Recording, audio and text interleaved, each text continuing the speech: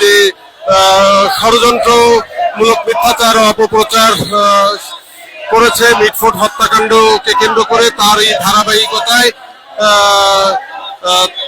বিএনপির নেতাকর্মী, ঢাকা মহানগর উত্তর দক্ষিণ সহ বিএনপির কেন্দ্রীয় নেতাকর্মী এবং অঙ্গ সহযোগী সংগঠনের নেতাকর্মীরা আজকে এই বিক্ষোভ মিছিলের আয়োজন করেছে। তারা দাবি করছে যে বিএনপি দাবি করছে যে তারেক রহমানের বিরুদ্ধে তারেক রহমান দাবি করছে যে বিএনপির বিরুদ্ধে ষড়যন্ত্রমূলক যে মিথ্যাচার করা হচ্ছে, প্রোপাগান্ডা ছড়ানো হচ্ছে। আজ তারই ধারাবাহিকতায় মূলত এখানে বিএনপি ঢাকা মহানগর উত্তর দক্ষিণের সমস্ত থানা ওয়ার্ডের নেতাকর্মীরা উপস্থিত হয়েছেন। পাশাপাশি কেন্দ্রীয় নেতৃবৃন্দরাও একটু আগে উপস্থিত হয়েছিলেন এবং তারা একটু বড় ধরনের এখানে বিক্ষোভ মিছিল করে তাদের নিজেদের অস্তিত্ব জানান দিয়েছে যে বিএনপি একটি বড় রাজনৈতিক সংগঠন, স্বাধীনতার সপক্ষে শক্তি।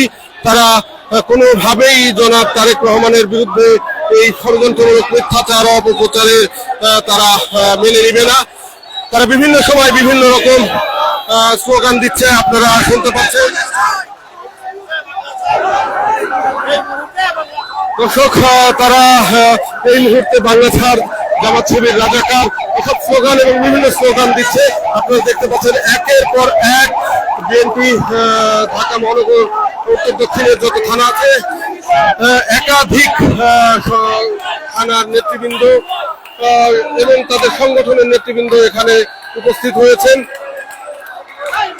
দর্শক, আপনারা যেমনটি দেখছেন, মূলত কয়েকদিন গত বুধবারে যে মিটফোর্ড হসপিটালে ভিতরে একটি ব্যবসায়ী হত্যাকাণ্ডকে ঘিরে যে সারা দেশে যে একটা প্রতিবাদের জাগরণ উঠেছে, সেখানে বিএনপির দাবি জামাত শিবির, এনসিপি সহ অন্যান্য রাজনৈতিক দল তাদের যারা জামাত শিবির বা এনসিপির সমর্থক রয়েছে তারাও বিএনপির ভারপ্রাপ্ত চেয়ারম্যান তারেক রহমান এবং এই বিএনপির ভারপ্রাপ্ত চেয়ারম্যান তারেক রহমানের বিরুদ্ধে বিভিন্ন সময় বিভিন্ন ষড়যন্ত্রমূলক অপপ্রচার করছে।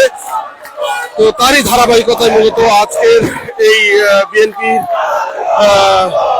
ঢাকা মহানগর সহ কেন্দ্রীয় বিএনপির নেতাকর্মী এবং অঙ্গ সহযোগী সংগঠনের নেতাকর্মীদের এই বিক্ষোভ মিছিল।